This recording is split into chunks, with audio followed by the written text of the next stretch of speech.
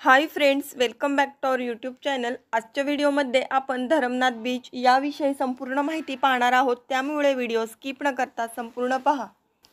माघ शुक्ल द्वितीया अर्थात धरमनाथ बीच काय आहे, या दिवसाचं महत्त्व, या दिवशी आपण कुठली आध्यात्मिक सेवा करायला हवी आणि धरमनाथ बीच कशा पद्धतीने साजरी करायला हवी आणि ती का करायला हवी याविषयी की संपूर्ण माहिती आज मी तुम्हाला देणार आहे। धरमनाथ बीच ही प्रत्येक भागानुसार वेगवेगळ्या पद्धतीने साजरी केली जाते, परंतु आज आमच्याकडच्या पद्धतीने धरमनाथ बीच कशी साजरी केली जाते ही तुम्हाला मी थोडक्यात सांगणार आहे। सगळ्यात पहिलं तर आपण धरमनाथ बीच साजरी करण्यामागे काय महत्त्व आहे हे पाहणार आहोत।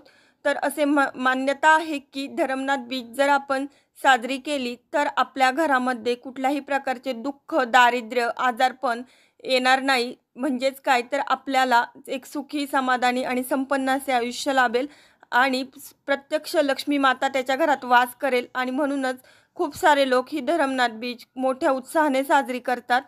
आता आपण पाहणार आहोत की या दिवशी आपल्याला नक्की काय करायचे आहे। सगळ्यात महत्त्वाचं म्हणजे आपल्याला या दिवशी नैवेद्य करावा लागतो। नैवेद्यानुसार प्रत्येक भागात वेगवेगळ्या पद्धतीने नैवेद्य दाखविला जातो, परंतु प्रामुख्याने यामध्ये कौल, आंबील, मेथीची भाजी, उकडलेले चणे, घेवड्याची भाजी आणि वांग यांचा नैवेद्य असतो। काही भागांमध्ये या दिवशी नवनाथांना सगळ्यात प्रिय असणारे उडदाचे वडे देखील केले जातात किंवा उडीद डाळीचं घुटं आणि भाकरी याचा देखील नैवेद्य दाखविला जातो। तुमच्या भागात जी पद्धत असेल त्या पद्धतीनुसार, परंतु तुम्हाला या पद्धतीने नैवेद्य हा अर्पण करावा लागतो। सगळ्यात महत्त्वाची गोष्ट म्हणजे कौल, म्हणजे ज्याला आपण काला मलिदा म्हणतो। जे धान्य तुमच्याकडे प्रामुख्याने खाल्लं जातं, गहू, ज्वारी, बाजरी यांच्या पिठापासून भाकरी किंवा चपाती करून घ्यायची आणि गूळ कालून त्याचा काला बनवायचा। त्याचप्रमाणे आंबीलमध्ये जे ताक आहे त्याच्यामध्ये तुम्ही तांदूळाचं पीठ घालून नंतरून ते थोडंसं शिजवून घ्यायचं आहे आणि अशा पद्धतीने आंबील तयार करायचा आहे। त्यानंतरनं हरभऱ्याची भाजी किंवा मेथीची भाजी जी तुमच्याकडे नैवेद्यात दाखवली जाते ती भाजी तुम्ही या नैवेद्यात दाखवायची आहे।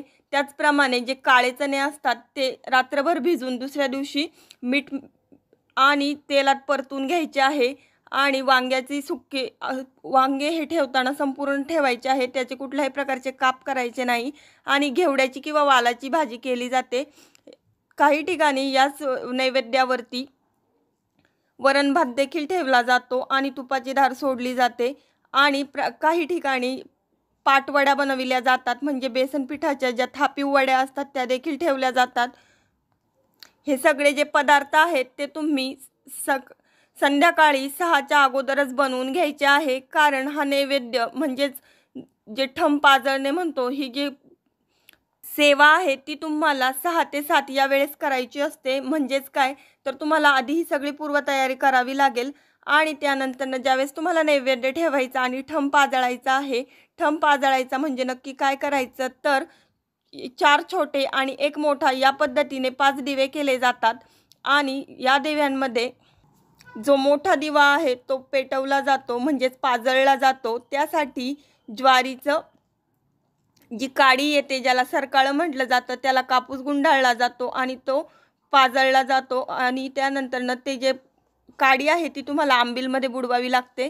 अशा पद्धतीने तुम्ही ठम पाजळता आणि जे काही आपण नैवेद्य बनवला आहे तो चपाती, त्याच्यावरती तो काला मलिदा, त्यानंतरनं जी भाकरी किंवा चपाती ठेवली आहे त्याच्यावरतीच तुम्हाला ते दिवे ठेवायचे आहेत। त्याच दिव्यांसोबत तुम्हाला ह्या भाज्या आणि गुळकाला आणि आंबील ठेवायचा आहे आणि अशा पद्धतीने तुम्हाला हा नैवेद्य नवनाथांना अर्पण करायचा आहे। या दिवशी तुम्ही नवनाथ भक्तिसार या पवित्र ग्रंथाचं पारायण करू शकता आणि नाही जमलं तर फक्त 34वा अध्याय आहे तो देखील वाचन करू शकता।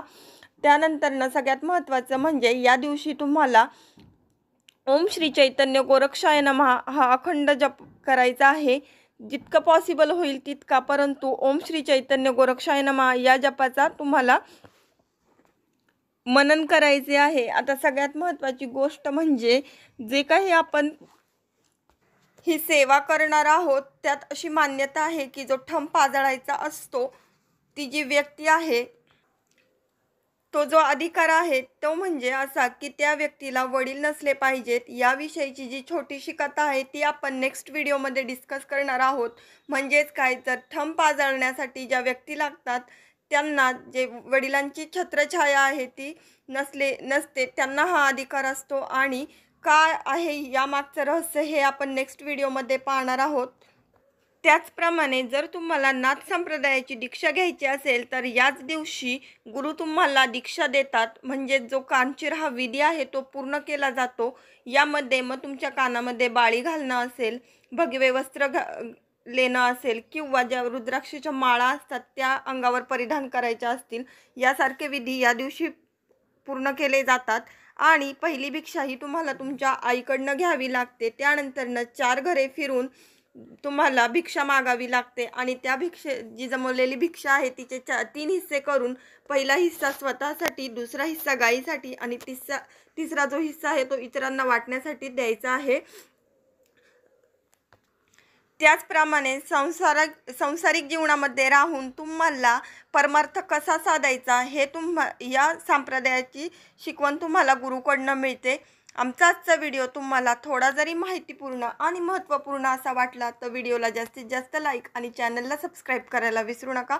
पुन्हा भेटूया नवीन अशा इंटरेस्टिंग आणि माहितीपूर्ण व्हिडिओमध्ये. तोपर्यंत good bye and take care.